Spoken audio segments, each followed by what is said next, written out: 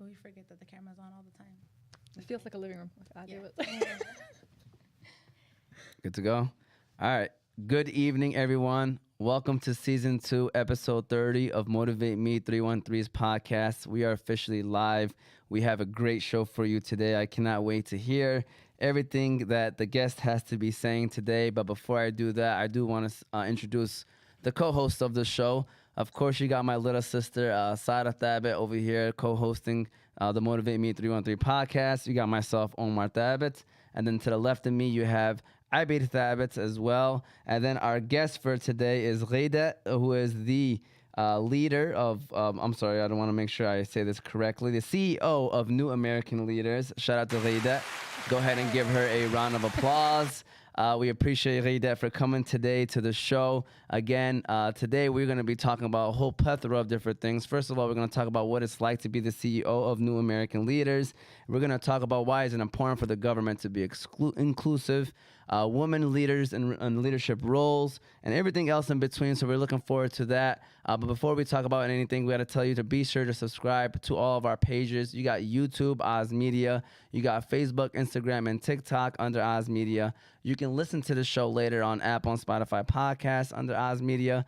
And if you want to call in, if you're at home and you're watching and you want to chime in on some of the conversations that we're having, the number is 313-306-1750. Again, 313-306-1750. And we're going to give a shout out to our sponsors. We got to give a shout out to our sponsors. We have the Qahwa House, Hanley International Academy, BC Adhesives, and the Balkan House Restaurant. I know we're all fast in here, but we got to start off with the Qahwa House. Some of the best coffee around. Shout out to the Qahwa House. We appreciate them for everything that they do. I even seen that they're a sponsor of that Promise Relief event as well. So shout out to Qahwa House for all the giving back that they do for the communities. So let's go ahead and run that Qahwa House ad, and then we're going to go ahead and get the show on the road, all right? The Qahwa House. The Qahwa House is the first coffee shop of its kind. The Qahwa House is a family business established in 2017 for the sole purpose of providing the best quality Yemeni coffee with no added preservatives, artificial additives, or flavors. You can stop by Qahwa House to try their famous Yemeni latte, Adani Shahi, Mafawad, and Jubani coffees. You can also stop by to try their delicious pastries such as the Yemeni favorite Sabaya, their sembusas, and their new menu item, Everything Mini Bites. There are currently 4 Qahwa House locations, with 2 of them coming soon as well, to make it a total of 6. Their 4 locations is West Dearborn, East Dearborn, Williamsburg, New York, Lombard, Illinois, with 2 new locations coming in Canton, Michigan, and Petersburg, New Jersey. So no matter where you're at in the country, be sure to stop by a Qahwa House and get a glimpse of what the Yemeni culture is all about. Sometimes I forget to say this, but shout out to Ramsey as well behind the camera doing his thing.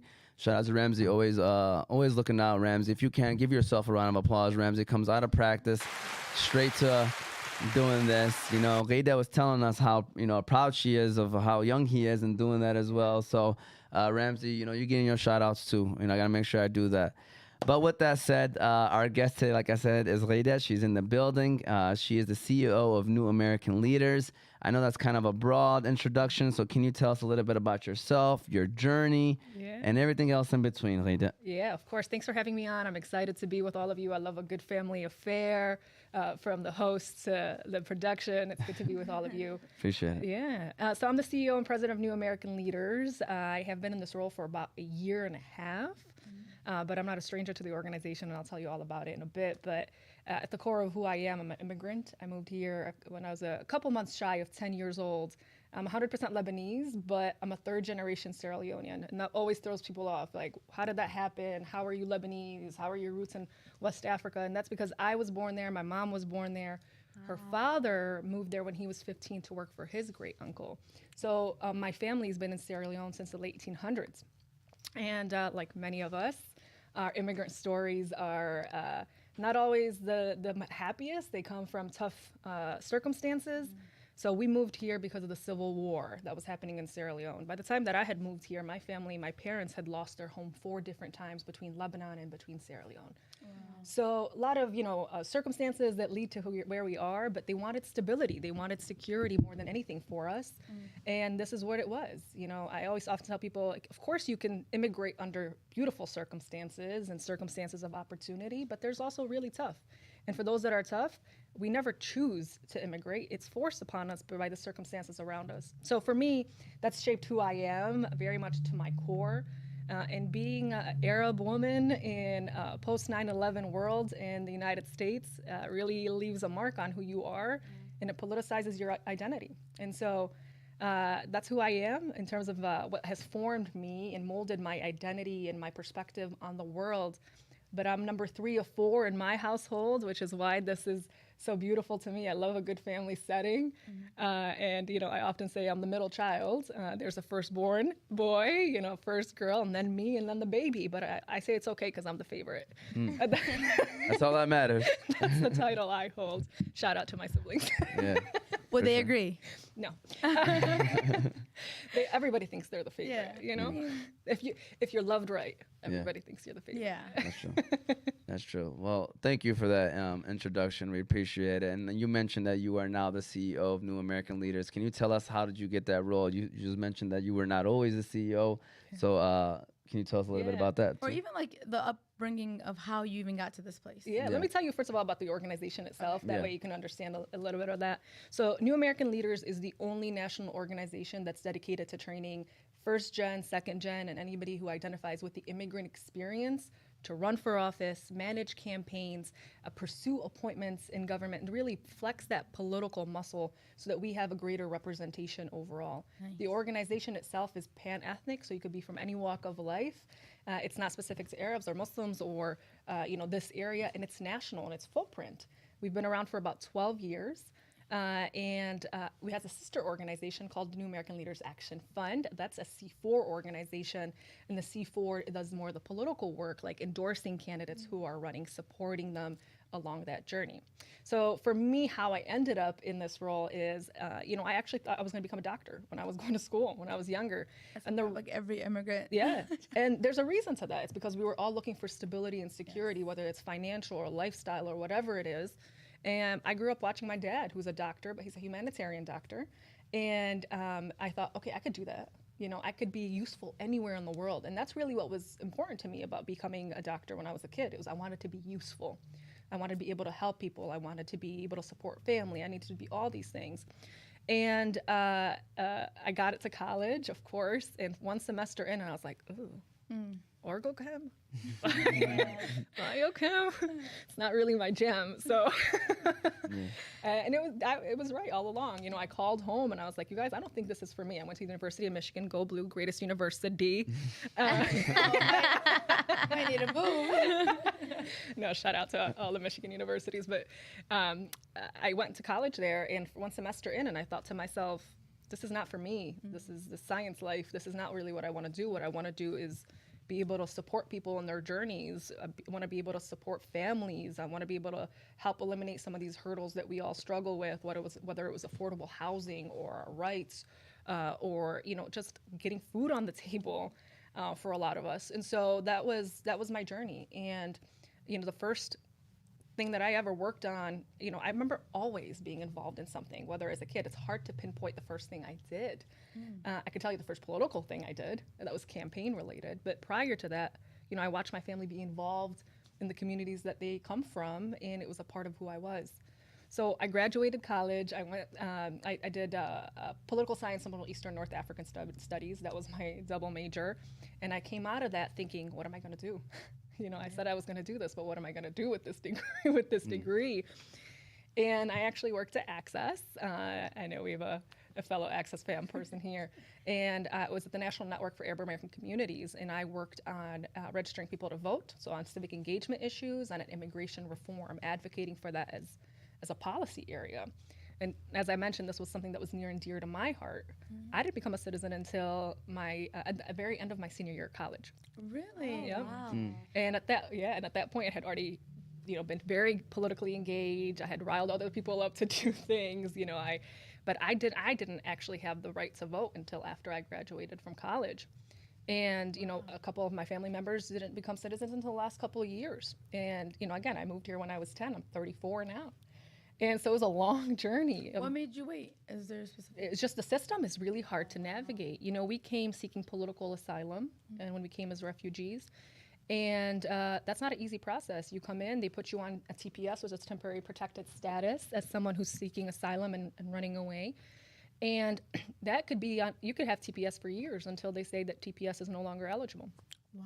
So we were on TPS and applied for the green card eventually. And when we applied, actually we were rejected for asylum. So after 7 years, we were rejected from asylum. They said, Lebanon's good, Sierra Leone's good, you should go back. Whoa. Wow. And so imagine having your life, that you've built up for years, and somebody's like, well, it's not enough reason anymore. Things have gotten better, so you can go back. And of course, TPS serves its purpose. It's a really important mechanism in immigration. But for us, it was like, well, we have nowhere else to go. This is it. And we were very fortunate that someone that my dad worked with knew what was happening and said, there's no way you're going back. And he sponsored us through my dad's workplace for a green card. Wow. See, it's not what you know, it's who you know. Yeah, it's who you know. It's also, you never know where it's going to come from. That it really is, Maktub. Yeah. And it changed everything for us. And that's what put us on a pathway to citizenship. And that's how I became a citizen at the very end of my college career. Beautiful. And now you're here serving the people of the United States of America. That's right. That's know? right.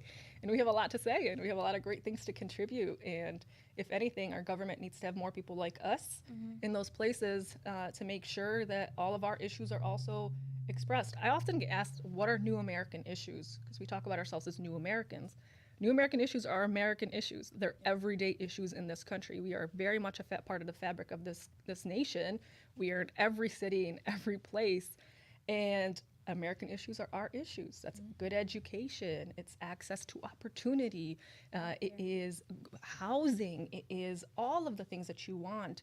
And for some, it's more easily accessible than to others. And I think it's for people like you and I and all of us to be a part of government to make sure that it is accessible to all of us. We kind of mentioned inclusiveness in previous of our shows, with different things like with schools and, just in general, leadership roles and stuff like that.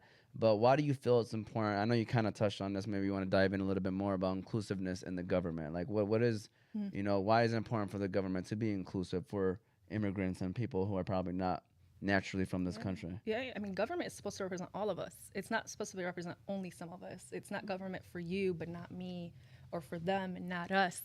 We are very much a part of that us. And if we leave it to others, there's a good chance that they might exclude us, always. So we have a very active role that we need to play to step up and say, hey, this also is a right that belongs to me and you.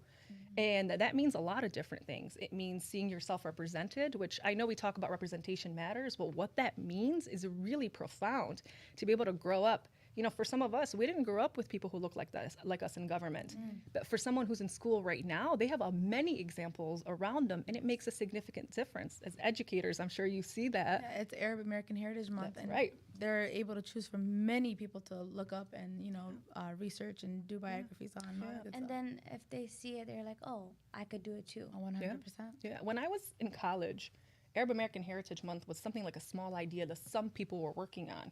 And I remember I was very involved with the Arab American Student Association, and it was really important to me that we did programming that was highlighted our heritage and our contributions. It was really important.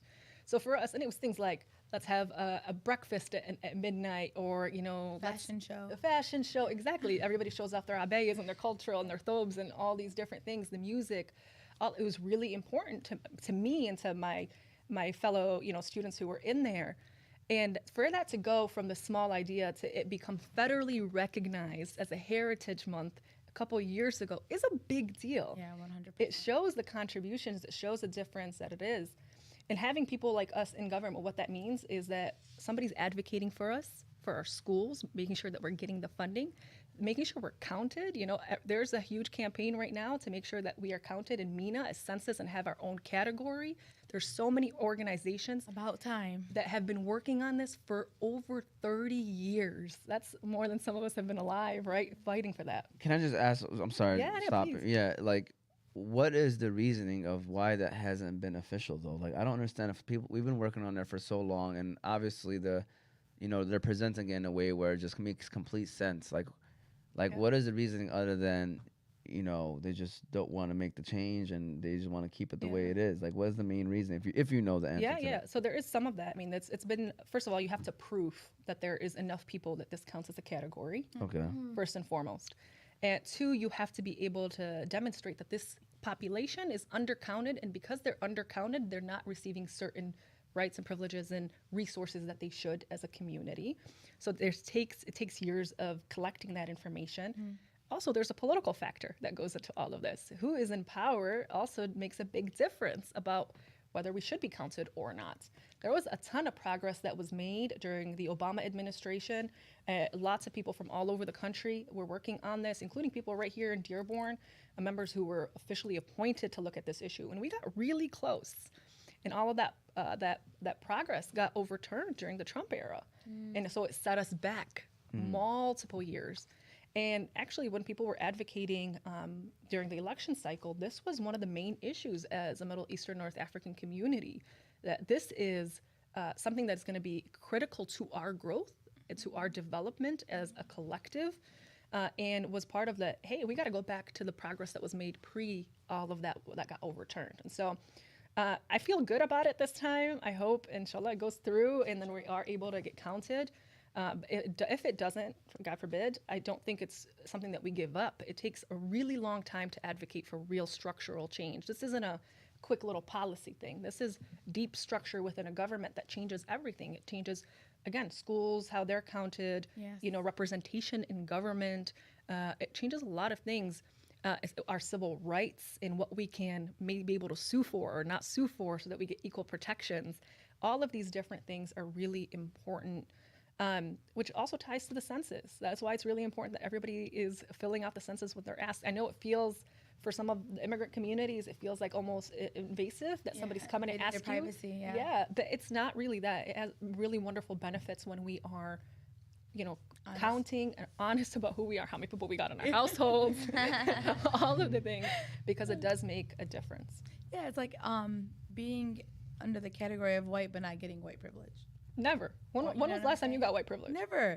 The thing is, it's crazy because when I went to school, they always told us to go under white. Yeah. But in like certain schools now, they put Arab under Asian. Yep. Just so they can get the funding for like the bilingual. Yep. Because if they're under white, they're not going to get that. It's ELL it's programs, just, all of these different things. Yeah. It's yeah. just ridiculous. Yeah, it is. It is. It's about time. Hopefully. Yeah, for sure. I mean, I remember the first time I had to check off a box, and I was like, I don't know. It wasn't which one. It was I don't belong on this paper. That's what it was for me. Is I don't belong on this paper at all. Do I not matter in this country? Like, do I? And it really hurt, actually, in particular when it was time to get scholarships. Yes. I worked my butt off in school to be a part of clubs and sports and really do well. And to be really well-rounded and to have everything that they said would make you get scholarships. And then I went to apply for scholarships and I wasn't eligible. It was like, oh, I know I'm not white, but I know I'm brown, but I'm not a certain kind of brown. I'm not black. And you're like, so where am I? And so that's actually what opened my eyes to, when I was in college, to advocate on those issues, on making sure that Middle Eastern and North African Arab communities were being counted on campus. I saw all of these other groups that were being recognized, and we were like, oh, you're just falling between the cracks somewhere. No one wants to be other. Nobody wants to be other. Yeah. I don't want to be nice, but I don't necessarily want to be the other. That's true. Fun fact about Minna, I'm actually in the video that they made. Nice. Which one are you talking about? Well, they're making a video, and I had a little snippet of me saying like, yeah, my name is Sara, I'm Yemeniya, and I'm What, accesses or? Yeah. Well, like someone asked me that's a part of the program, and I'm in it. That's it. Okay. Why was it important for you to do it? She loves the camera. No, No, it was funny because the girl that told me to do it, she was like, listen, you're always on the camera, So you're gonna do it whether you like it or not. And I was like, what are you putting me in for? And then I, checked it out, and I was like, of course, I'd love to. And I'm actually the only Yemeni representation too, so I thought it was important. That's good. I'm happy to hear that. It is a very important deal for all of us. Just gonna sidetrack of a couple things. First of all, you said you played sports. What sports did you play? Played volleyball. Okay. Yeah. That's awesome. And then the second thing is, I do want to say this. Shout out to Monette Maudi. I really appreciate her. I don't think I said this in the beginning of the show. Very thankful for her and all that she has helped us with getting people on the show. So we appreciate you, Monette.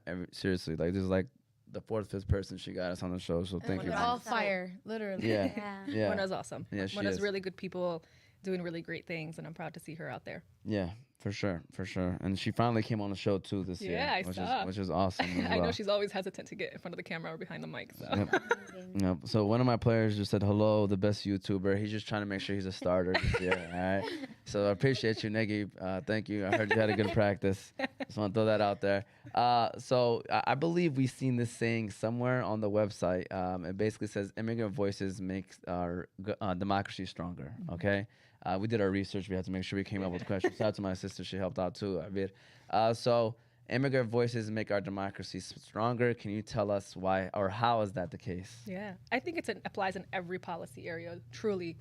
Whether it's economically, whether it is from education, whether it is from civil rights, whether it's foreign policy, all of these things are much stronger if we have our voices in them. I also think that not just better and stronger, but also more respectful of others when we have different voices in government. There are so many examples of policies that have been passed by people that we've trained or people who are new Americans that have transformed the lifestyle and the quality of life for people. Even right here, you look at the city of Detroit and council member Gabriela Santiago Romero. Gabby's phenomenal. And Gabby is right now the only Latina on the council. Before that, it was Raquel Casanova Lopez, who was the first Latina to serve on this Detroit City Council. And what they were able to do in terms of including language access, for example, it's a low-hanging fruit if you really think about it, to make sure that all the resources that we have in a government that are accessible to you, and I'm not talking about foreign policy stuff, I'm talking about getting your garbage picked up, Right. I'm talking about making sure that services in a city are taken care of, all of these things. These were resources that prior weren't available in multiple languages and now are, in Spanish and Arabic, in all of these different languages that are important. So thinking about what makes up a city, just take an ecosystem of one city. If you can't talk to the people that live in that city, then what good are you to the people who live in it when you are the government itself, right? So it does make us stronger. It makes us better. And what it shows to other cities and other folks abroad is that we are welcoming. And that we want to be cooperative and collaborative with others in the world. The United States tends to have from a foreign perspective, have a reputation of maybe not playing well in a sandbox. Yeah. And when you see people like us in government, I also think it signals to the outside that no, we've evolved. The country itself, and the country that has history and roots that aren't the most beautiful or the ones that we can boast about. There are really ugly parts of the history of this country. It shows that we are starting to move past some of that. And it also provides people that are, because, back in the day, voting wasn't even a big thing. No one wanted to vote because we're not going to get Difference hurt. doesn't make- Yeah, nothing's going to happen. But when the older generation are seeing people that actually look like them and the younger generation is stepping up, they're like, oh, well, maybe we can, start some change. Maybe we can have a voice. Maybe we can do things that will benefit, the United States, everyone. It is absolutely proven election after election, and we have a ton on this, that when you see a name on a ballot that looks like yours or sounds like yours or somewhat similar, and you've seen them do the work in communities, show up, talk about the issues, the numbers, the voter turnout from those communities is exponentially higher. Wow. Exponentially higher. As a matter of fact, in the last election cycle, the presidential election cycle, we had multiple Arabs on the ballot here in Dearborn. And actually, the Arab American vote was the swing vote for the presidential election and some of the major races around the statewide races. So when we talk about voting, it's not just about us. We play there's a voting block that's made up of multiple different kinds of communities and identities, and we are one of that. So when you are able to mobilize all of these voters who previously haven't been engaged, it makes a huge difference. You know, in Georgia, if you guys remember, there was a runoff Senate races that were pretty critical, important, and they kept going and going, and it felt like the election that was never going to end. But what made the difference down there, the swing vote in Georgia, was the AAPI, the Asian American Pacific Islander vote, which previously wasn't engaged, but it was because there was intentional investment in getting the community to come out and vote. There has been knocking on doors, holding community events, doing it in multiple languages. That was the swing vote. So when you think of all of us as Arab and Middle Eastern and North African, and you think about us as Asian American, Pacific Islander, and you're talking about us as Hispanic and Latino, and you're talking about us as Black immigrant, and all of these different immigrant perspectives, we are a massive voting bloc in this country. But we don't often talk about ourselves as a one big giant voting bloc and the power that we have. We tend to talk about us as films, as different strips, as this identity and this identity. But when you think about all of us together, and that's one of the beauties of the work that we do as New American Leaders, is that we are building that allyship and building that coalition of leaders that will continue to grow with time. Go ahead. I have a question. So what would you, I know you were talking about the political, knocking on doors, all that good stuff. What would you say is the number one way to push votes? Knock on doors. Really? Hardcore. Knock Really? on doors. I did it one day. I don't even answer the door. What are you Listen, talking about? I did it one day. I did it to help the Ayash family. Yeah. And I can't do it. I can't do it again. It's hard. It's not easy. so hard. So we say there's two things. It's dollars and doors. The dollars are because they need to resource your campaign. So that's whether it's digital and direct mail and all of that. The other, it's the doors. But when we say direct voter contact in the campaign world, we're talking about mailers. We're talking about knocking doors. We're talking about it's that personal connection or contact. Going to the events, being seen. And you might not open the door. I was teasing. You got to catch them in the backyard. You might not open the door, but if they're a good campaigner, they're leaving something on your door for you. Yeah. Right? Yeah. And if you are seeing that, then you're like, okay, maybe I don't want to talk to them, but they knocked on my door. Yeah. They came to me. They put the effort to make sure I was heard. You're seeing, let's say, my name on that paper for the first time, or otherwise you wouldn't. So it doesn't necessarily have to be full-on conversation. I encourage you to have the conversation. You got to peek from the window, they walk away to the next window, and then you go and grab the paper. It's like they're wearing the shirt. Like this hoodie, I got to put it on. No, but yeah, it makes a big difference. And you could ask them about anything that you want. Right. And if everybody pretends that they have all the answers all the time, know that they're selling you some BS. But if they're honest with you, they'll say, I might not know about it. Tell me about it. Educate me about it. You yourself have expertise in something that person doesn't. And they actually have a lot to gain by talking to you, and not them just talking about, for the vice versa. It's not just about them getting your vote. It's also about you getting the opportunity to educate them as someone who's going to be in position of power potentially. And even hear their needs, because a lot of needs were said. Oh, yeah. They always wanted to share. I'm like, I'm not the one that's running, but I'll let them know. Yeah, I mean, I'll tell you,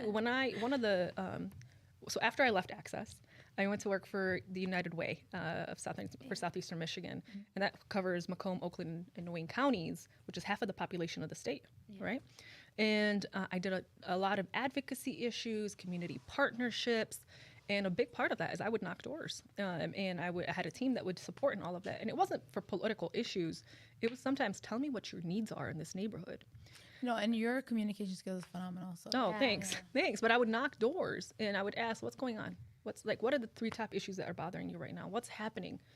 And often it was basic needs. Yeah. Right? Especially working class families or parents or whatever it is that you rely on, for example, school system and the free lunch programs to make sure that their kids are fed during the day. Yeah. When that goes away for the summer, when school's out, many parents are left thinking, how are we going to get some food on the table? That's subsidizing some of the cost. Because kids eat. And they need to eat, they need to for them to grow and all of these different things. But we would work on this program called Meet Up and Eat Up, which was providing lunches for kids in school and in parks and rec centers and all of these things. And that's how we determined where to increase sizes of our sites and different things by these conversations. And one time I went to an elected official and I said, hey, this is an issue. And the elected official said to me, that's not an issue in my community. That's not an issue in my neighborhood. And I'm like, and that's for me was one of the sparks, wow, you are so disconnected. So in my book, one of the worst things there's nothing more useless than an elected official who doesn't know their community. Yes. Right? And that was actually some of the reasons that I started managing campaigns and running some of these things. But it's that disconnect that you're talking about. When you canvass, when you knock doors, and when you do phone banking, or you talk to people, people are hesitant to talk to you. But it is important to engage. Obviously, engage with caution, know who you're talking to, but it is important work. Yeah, for sure. Just a question that I wanted to ask was like New American Leaders. Are you guys just focused in Michigan, or is it like country No, based, or it's completely national. okay national? Yep, Okay. national footprint. It's been around for 12 years. We do have core states that we have heavy investments in and go in deep. So it's not, just just not a presence. It's a deep, full investment in. Michigan is one of the states that we have a full investment in and have been here for a long time. And we have multiple alum that have gone through. I'm an alum of our programs, actually. Wow. Yep. The reason I care about it so much is because I went through the program. I've gone through multiple training programs at one point, but this is the one that stuck with me. I did the training in 2015, and it was because then Congresswoman Rashida Tlaib, who was then state representative, said to me, hey, I know you're doing all this work. She knew because I was advocating on things. And she said, you should do this training. And I said, I don't have an interest in running for office. And she said, no, you should go check it out. And I did. And I fell in love with the room. It was the most diverse room I've ever been in, truly diverse. And it continues to be the most diverse space I walk into time after time. So it's really important for me to protect that and for me to help steward that and to bring more people in. And when I say protect it, I don't mean keep it and hang on to it. It means open it up for others and make sure that that space continues to exist. So yeah, Michigan is one of our deep, deep states. So who do you recommend? Before I thought it was only people that were going into politics, but do you recommend, other groups of, Yeah. like in what aspect? Yeah. I think if there's an issue that you care about, there's a way to translate that into public service. And I think people are under the impression like you have to run for office. You have to run for office. No, actually you don't. I would love for you to run for office if it's what you want to do and if you're doing it for the right reasons. But if there's other issues that you care about, there's other ways to engage, like appointments. As a former director of appointments with Governor Whitmer, I know directly that there are 350 boards that exist at the state level alone on various issues that you can be appointed to inform decision making on. That's just at the state level. That also exists at a county level, that exists at a city level, that exists at a federal level. So you don't have to run and be in elected office for you to make a difference. You could, one, pursue appointments. You could actually lead a campaign or manage a campaign that helps someone else that you feel is really good to get elected for office. But the core of that I want to point out is what people think or who people think should be running for office is often misguided. Because I really think that if someone is trying to be someone, then running for office is a wrong move for them. Yeah. You should be running for office because you want to do something you want to change something positive. If you're looking for the title, please don't run for office. Yeah. Please don't run for office. There's enough titles out there. And so it's really important that, you care about something, that there's a desire in you to move on something. Make a change. Yeah. What state did it start in? So it's founded in New York, but Michigan is one of the core states that was founded with. Yeah. We have 24 folks.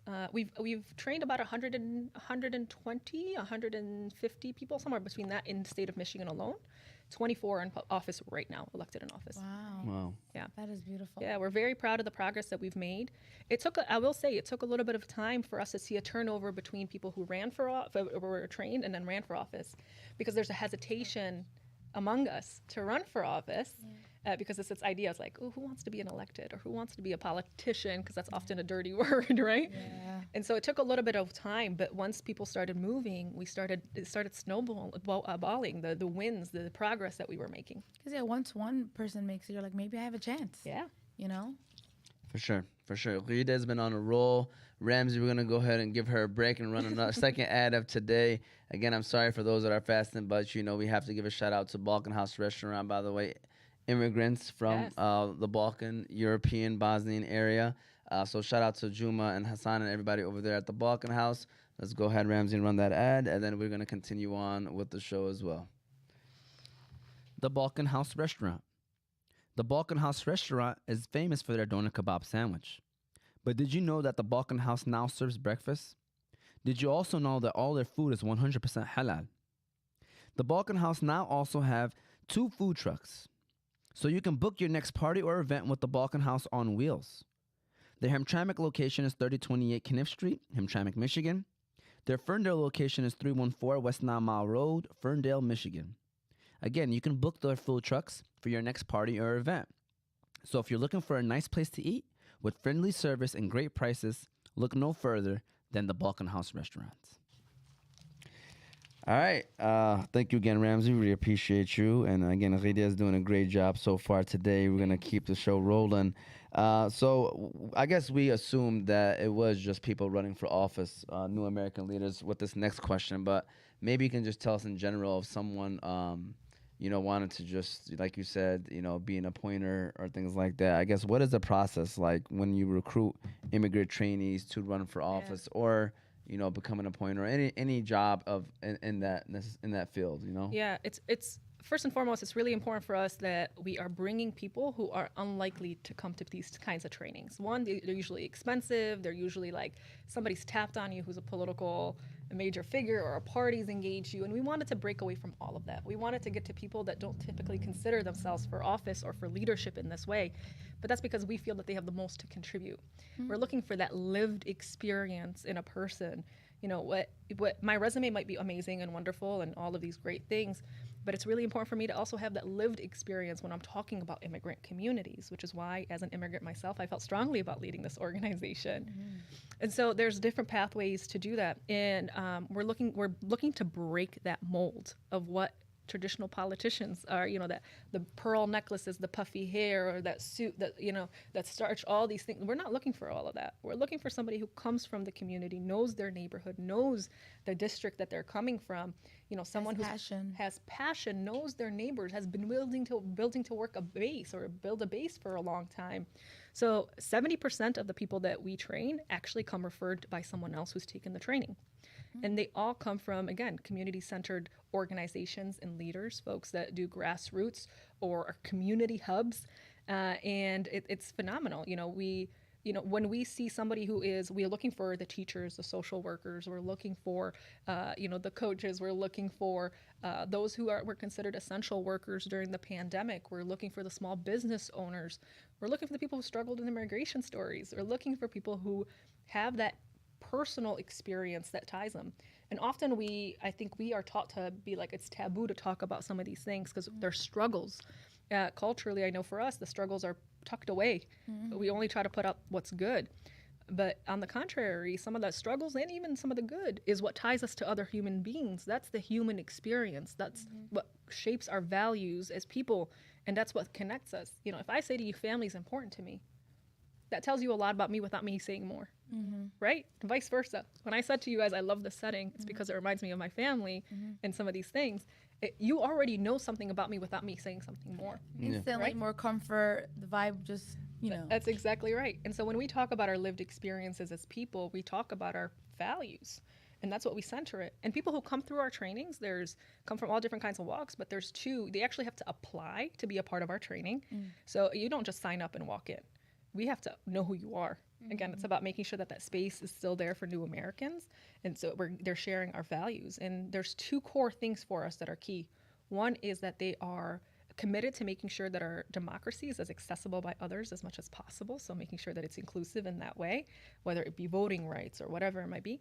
And two, that they're committed towards working towards immigrant-friendly policies and immigrant integration into communities.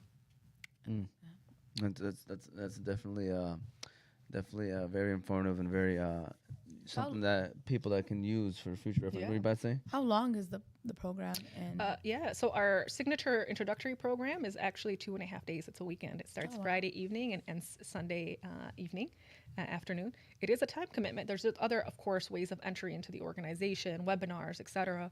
But that's our signature program. It's called Ready to Lead. So when someone does that program, they're meeting folks from other parts of their state or region, different walks of life, and they're coming in for some real tangible skills that they're gaining, things like how to talk about their values, how to really leverage their lived experience, immigrant experience in particular, as an asset and as a great value add rather than something that's a hindrance. They're talking about the nuts and bolts of a campaign, how to fundraise, how to message, how to tell their story, so how to give a stump speech. The fundraising piece is often the most intimidating for people, or than the others talking about the stuff. But the fundraising is, there's this idea that for you to be in politics, you have to come from money, or that you have to have access to a lot of money. Sure, you need money. I said dollars and doors, right? I did say that earlier. It's expensive. It is expensive, but there's a way to engage your community with small dollars and to fundraise in a grassroots way and engage people and build trust. And we teach them all of that in that weekend. And more than anything, it's really a leadership development opportunity for them to see themselves in a different light, for them, for somebody to say to them, you've got what it takes. And it's something that we do. We are trying to build each other up and remind that we have within us everything that is required to lead. Somebody who's born in a certain zip code, yes, might have some certain advantages socioeconomically, but they're not born with anything more innately important than us or superior than us, right? Yeah. So we all have that within us, and it's all a matter of what you do with it. Yeah. So you were the director of appointments for Governor Whitmer. Yeah. Big Rich. Big Red. Shout out to GW. Yeah. So how was that like? Tell us what that was like. I mean, was that maybe like the most interesting experience that you've had so far in your journey? And, maybe give us a little bit of stories. It's such a privilege to serve in the administration and to serve with the governor and the lieutenant governor. They're both really incredible people, wonderful leaders. I'll tell you how I got to that position. I had managed multiple campaigns. I had a small consultancy for campaigns and boutiques. I wasn't involved in her campaign beyond showing up and supporting. And of course, there was other folks that were in that race during that year. But I was the person that was constantly showing up and saying, hey, when you win, if you win, whatever it might be, please make sure that there's representation in your administration. And at that point, I had been a trainer for New American Leaders. So I was traveling around the country on the weekends to train people to run for office and to do these trainings. But I wasn't a staffer. I was just a trainer. And I would show up and I'd say, there's some really great people who aren't given the attention, that are really subject matter experts. Please make sure, I'm happy to help whoever gets that position and is going to decide that. And lo and behold. And when she ran and won during the transition, I gave a list of people who I thought were really incredible individuals from the Middle Eastern community, the Arab community, the North African community. And they said, these are people that maybe haven't gone through all the gatekeepers that we have sometimes, but these are folks who are really phenomenal. And, then I got called they asked me some advice, and before I know it, I'm being asked offered to run the appointments division for the governor. And I of course, I was going to say yes as an opportunity to change the way we have done things for so long, especially after that administration. Prior to that, it was, hey, I know you, let me give you a call. You want to serve on this board? It wasn't done in a way that was accessible to everyone or equitable. So, now how appointments are done is that you apply, you express interest in boards, you apply, you get vetted, you have a conversation with the appointments. They try, it was really important for me on behalf of the governor and the lieutenant governor to make sure that our appointments were diverse. I'm talking, when I say diversity, I don't mean just skin color and ethnicity. I'm also talking about geography. I'm talking about, where they're from, but expertise they bring to the table, their age. That's really important. Gender is really critical, right? Do they come from a community? Is there disability representation on a certain board? All of these different parts that make up our identities. Wow. When it comes to a board that's deciding on behalf of a state, don't you think it's important that there's many voices? Yeah. When you put me in a room where everybody agrees on everything, I'm hesitant. Yeah. Because I want to be challenged, or I want to understand another person's perspective. It makes me a more compassionate human. And so when there's a collective group of people that have to work together to decide on behalf of all of us, it's important that there is this diversity of thought and perspective. And the governor was very adamant about that as well, and the lieutenant governor were adamant about it and trusted me to do that work. And I feel like it was such a privilege, really a privilege of a lifetime, to be able to literally change the face of state government in the state of Michigan. Wow, that is beautiful. Yeah. See, you already had the passion there. You already kind of did the work. Can we give her a round of applause, by the way, for And you basically, created your own opportunity. Yeah, we I have love to. it. The reason that was important is, I often say we don't know what we don't know. Right? There's things I didn't know that I did, when I was in college, when I was looking for careers, when financially making decisions, all of things that we don't know, right? It's simple as that. And I wouldn't have known about appointments had I not been in that space, or that you could apply for them. And what I wanted it to be is to be fair to everyone who wanted a shot at it.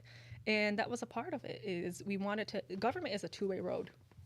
It is not meant to just be a one-way. It takes us to fuel it, but it is there also to serve us. And so if you're not creating a pathway to get to it, and others aren't making sure that that pathway also exists, then we're failing, right? Yeah. So it was really important that we introduced government to a lot of people through the appointments as well. And again, bringing their expertise to the table and their diverse perspectives. You know, you could have a board on women's issues, but if you don't have mothers on there, you don't have. It was really big for her, and I was really very proud to carry that banner. That is so beautiful. Yeah. Thank you for all the groundwork. Honestly. Thanks. I was just about to say all this work behind the scenes. Over here, just working 9 and to we 5. had no, seriously, Allahumma Thank you. Well, I mean, I'm just doing the work and helping connect people, really. That's at the end of the day. And, you know, you guys are doing your own version of that. You're helping tell stories and bring to light different issues in the community. So, I mean, we all have a role to play. For sure. For sure. And so, you know, Governor Whitmer, she's obviously the leader of the state of Michigan. She's a woman. We were talking about this even last week about women in leadership roles. I want to hear your thoughts on, you know, why is it important for, you know, the country to kind of shift that way and, you know, seeing that and in general, like for the communities that, especially the communities even that we are in and serve, like why is it important to see women in leadership roles? Yeah, I think different communities have different definitions and perspectives, and often those perspectives and definitions are carved by men of what it is to be a woman. And that extends to multiple ethnicities and cultures and races. And, you know, we see that from white to black to brown to whatever it might be, right? And it's really important that the women are themselves defining what it means to be that and what to show up in a community and how to lead. It is perfectly beautiful to be a mom and to say, this is what I'm going to focus my efforts on. Yep. There's no shame in that. In the same way, it's perfectly okay to say, I want to be the CEO of something and to go after that. And it's also perfectly okay to be somewhere in the middle between all of that. And you know, none of us come at a cost of, you know, none of us, I think there's this image, especially in our culture, that women should be perfect. Yeah. Do everything. Do everything. You know, be great mothers and, you know, partners in the household and make sure everything's beautiful and all of these things. And, you know, also have careers and all of these things. And be able to pour our love and care into everything and carry everything on our shoulders. And we're the backbones of this. And of course, yes, we play all of these roles. We really do. But there's also variations of that. And to see women leading in all of these things, whether it's an organization, whether it's in government, whether it's a business owner, is really critical. And I also think that there is a financial empowerment that comes through that as well. Not just a leadership empowerment, but a financial empowerment for women to be able to carve their own, you know, their own path when doing that. When you see a woman who's a small business owner, I can tell you how much that inspires other women to say, hey, she's doing it, I could do it too. Oh, yeah. Right? There's a huge, you know, jump in small business owners, woman-owned. That's exactly right. In the recent couple, like the last 5 years. Yeah, and that's not by accident, because also because there's been programs that are designed to support women who have had not access to that capital that they would have needed prior, right? Or what like good credit means, and not thinking about what circumstances in our lives have led us maybe to bad credit or whatever that might be. So there's all of these different ways to get to that. Also, no, we're more than half of the population. You know, this is, I think people forget that. At the if we're talking just common sense arguments, we're half of the world. I think it makes sense for us. Maybe if you want to be that practical, at least lead half of the world. And behind every strong man is what? Yeah. An even stronger woman. Yeah, and often besides or in front of. Like, you know, that's the reality of it too. You know, a good partnership at the end of the day, for whatever it is two people who support each other, respect each other, and see themselves as equals. Yeah. Everybody has their strengths, whether it's a business partnership or a marriage or whatever it is. It's supporting each other, knowing each other's strengths, and respecting each other at the core of that. 100%. Yeah. And to go back to the piece on, you know, what it was like to watch someone like Governor Gretchen Whitmer, lead a state in a time that was one of the most contested in our history, with a pandemic, decisions that really pitted people against each other in terms of what they felt like was happening in a really polarized political environment. It was tough to see her in some of these situations as a woman that I know wouldn't have happened if she was a man and was receiving some of that harassment because she's a woman, the kidnapping plot, et cetera, all of these things. It's actually proven, there's research that's been done out there, women are 3 more likely to face more harassment in hatred and threats when they are in public office compared to their male counterparts. And women of color in particular are infinitely more susceptible to online sexual harassment and threats, and et cetera. So it's systematic. It's in ways there's structures that are in place that are reinforced by, folks who don't want to see maybe women in power or threatens them or whatever it might, or maybe some will say it threatens the traditions of a household or the traditional family structure or whatnot be. But I can tell you, most people who have a mom or a parent or woman in their life who's leading are stronger individuals than that. Mm-hmm. Yeah, and when you say all the stuff that a woman has to deal with and the roles that they're asked to play, this is why sometimes, this is why I personally say like women would be better leaders than men in situations, because of the fact that of everything that they have to, deal with and that they have to face, and that's kind of also, it's sad to hear that, because that's what kind of stops women from getting not wanting to even be in a leadership role. Like you can talk to, some of the women that we had on the show and they say like, it's just like, they're happy that they're doing the role, but sometimes they question it because like all the backlash that they get from their own community members, even from their own family. Yep. And that's the sad part, is like even from their own family, they're getting it. So like, your home is supposed to be your safe space, but even sometimes it'd be your own family. But what are your thoughts on just like women in leadership roles, and do you want to see that more and stuff like that? Just even simplifying the sense of us having this podcast, and Ibid has talked about it multiple times, how she was, because she started on here before I did, and how she was contemplating constantly because of the backlash or the harassment or whatever maybe that could come with it. And I remember like all of us just telling her, just do it, and look where it is now. And I think just like what we said before, other girls or whoever may be seeing other people that look like them in situations like this just motivates them to do more. They see that it's achievable, it's doable. Doesn't mean that it comes easy or it's it's a cakewalk, but it's worth it at the end. If you're a small business owner, you have that financial liberty that comes from it, whether you are like you're a head of a household and you get to make decisions on behalf of your household, or you're leading an organization and changing how the world sees a certain group of people. All of that has so much value. It was also, to your point about all these roles that women play, women are more compassionate, they're more collaborative, they're more open to discussion and seeing perspectives. Those are really important qualities in a leader. And especially elected leaders and people who are making decisions on behalf of all of us. Back to the governor really quickly, because I think she led with so much grace and poise and strength, especially during that time. And I saw her time after time have conversations with people that others were like, why are you having a conversation with that person? Or it was, maybe you shouldn't have a conversation, they haven't been great to you. She's like, yeah, maybe they haven't been great to me, but the decisions that we all have to get to, that we've been elected to do, is because it benefits all of these families or this group of people. And so I think women are also more likely to put their egos aside when it comes to serving and leading as well. This is just a quick, because we are kind of dwindling down to the end of the show. You are the CEO of New American Leaders. What's next for you? If you don't mind me asking, because that's already a huge role, but you're young and you still got a lot ahead of you, and it sounds like you still got that passion in you too. That fire is still in you. I feel like it's still. Do we see a new American president coming? Yeah, we did have one with Barack Obama. Was he part of the? No, he wasn't with us. Okay. No, but he's a new American himself, right? His dad is an immigrant. But that's my hope. I would love for one of our trainees to become president. We have folks who started as local as school board or library board who are now running for Congress or are in Congress. And, the sky is the limit for them. And I think for all of us, for me, what comes next is, right now, I'm really happy with where I'm at. I think what I'm doing is really important. It fulfills me. I hope I always have that fire for whatever I'm doing. I know if I don't have that fire, then I'm not doing the right thing. That's for me. I'm not a person that can just coast on things in terms of what I think is important. Right now, this is what's really important to me. Maybe in 5 years, it might be still important in a different kind of way. But this is critical.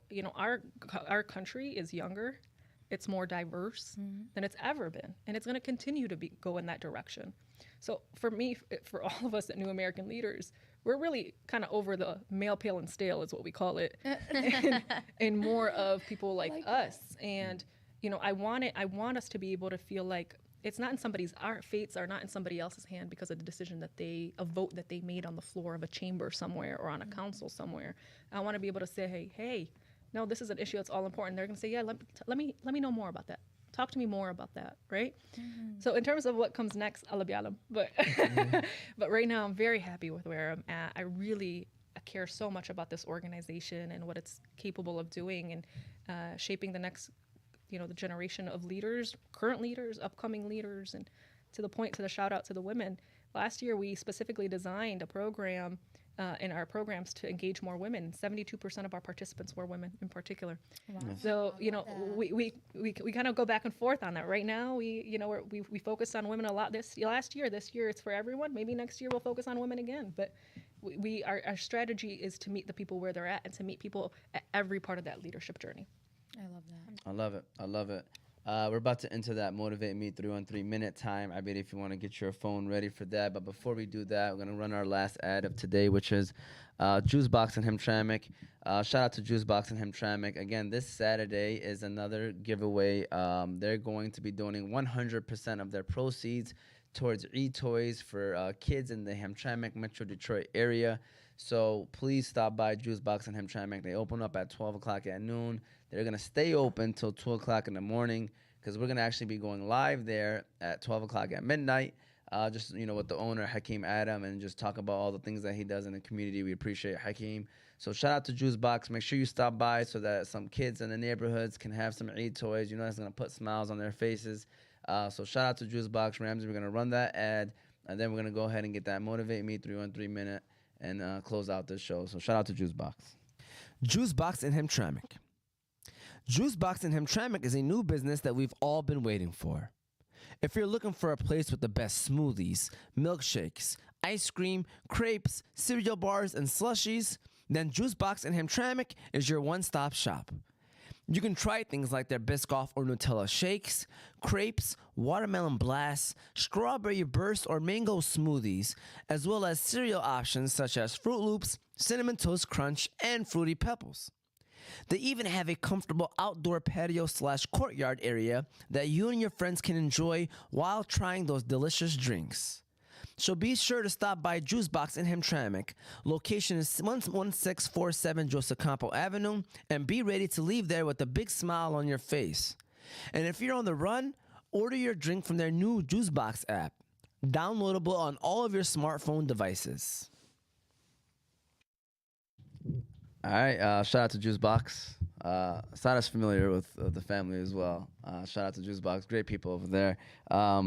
So Motivate Me 313 minute, okay? This is where we love to get the clips for social media. And so the question for you, Ghida, is what advice do you have for an immigrant who wants to be a leader in their community but is afraid to take that next step? What would you tell them?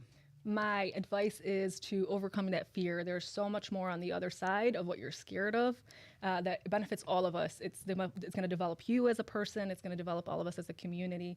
People will say what they want. Don't let that get in the way.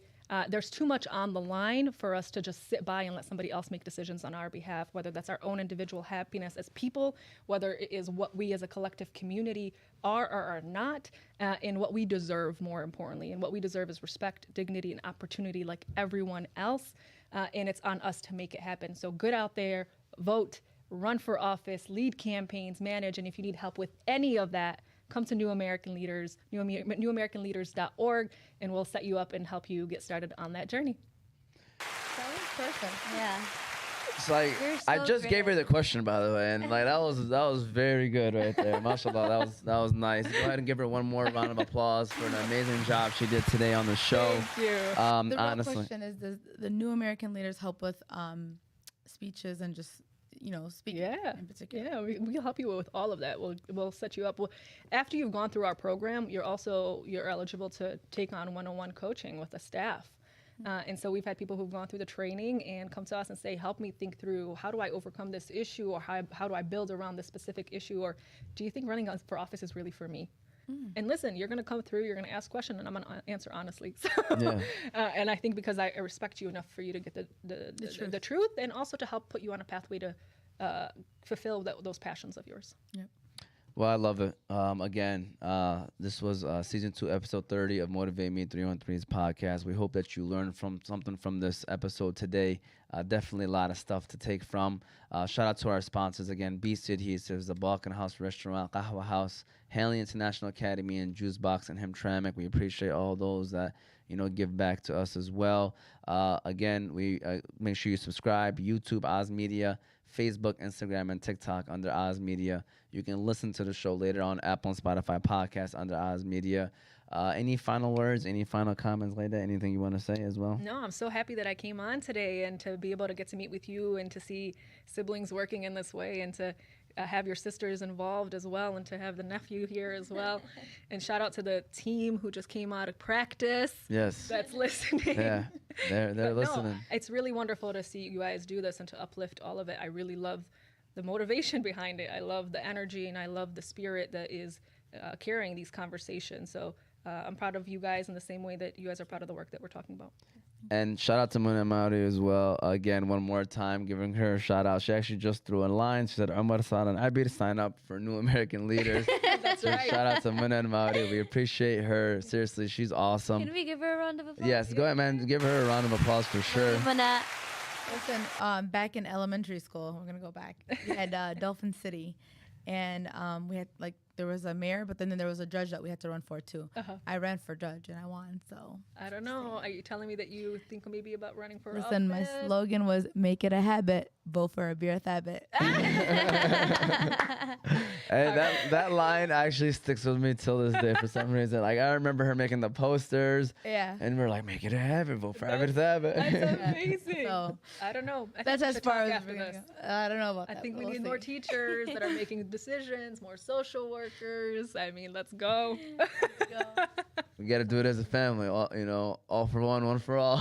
Can I give a shout out to one of your sponsors real quick? For sure. I want to give a shout out to Co-House. Let me Yes. tell you, there's not a single person that comes to visit for one of our trainings or that we bring to the community that doesn't talk about how amazing this place is. And when I tell them that there's one opening near them, they get so excited. So shout out to Abe and the team and to all of them. Yeah, seriously, they're great people, man. Honestly, they're awesome, and they always give back. Yeah. They always, honestly, anywhere, every situation, they're always happy to help. And I'm not gonna lie to you, they're representing the IW culture very well too. So well. Like, you ever want to take somebody to get some coffee and show them what it's all about? Qahwa House, you go there, and then they're gonna be like, wow, this is amazing. So much excellence in all that they do. Yeah. It's really wonderful to see. And they have the best. I'm just saying. Come on, you guys. I'm craving it now. Yeah. I literally been obsessed. We actually have their coffee here, but obviously we can't drink it. But that's what we like to serve our Maybe guests next is time. Qahwa House coffee. Inshallah, Ramadan next Kareem time. to everyone that's fasting. Yeah, for sure. So thank you all for tuning in. We'll see you all next week. We're going to be live on Zoom since Abid is going to Dallas with our cousin. We're going to talk about the last 10 nights of Ramadan and, how ways you can take advantage of it. So we'll see you all next week, Tuesday, 6 o'clock, same time. Have a great rest of your week. And again, Ramadan Kareem to everybody that's fasting.